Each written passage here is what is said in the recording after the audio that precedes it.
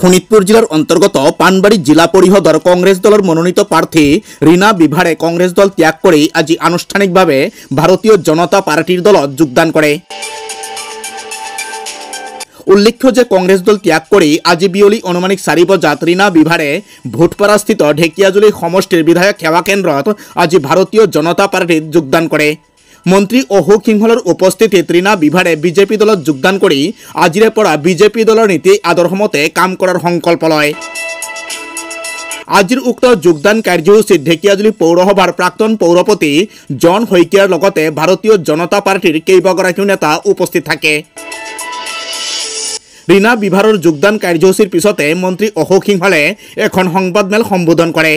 মন্ত্ৰী অশোক সিংহলে সংবাদমেল সম্বোধন কৰি কয়, মোৰ বিৰুদ্ধে হকে বিহকে অপপ্ৰচাৰ কৰা বা চক্ৰান্ত কৰা লোককো মই সন্মান সহকাৰে মাত দিওঁ, এয়াই মোৰ প্ৰকৃত ধৰ্ম।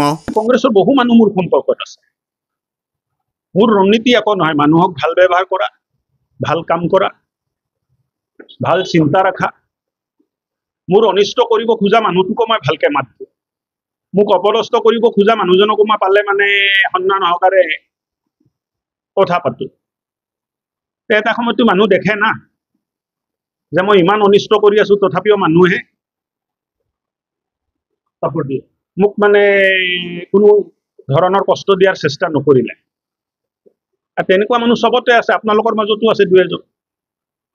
সেইকাৰণে টেনশ্যন নকৰিব। কংগ্ৰেছ তৃণমূলৰ পৰ্যায়ত ভাঙি গৈছে। তৃণমূল পৰ্যায়ৰ কৰ্মীৰ আস্থা ঢেকিয়াজুলি কংগ্ৰেছৰ নেতাসকলৰ ওপৰত নাই, আৰু অহা দিনবোৰত এই প্ৰমাণটো আপোনালোকে চাবলৈ পাব। ধন্যবাদ।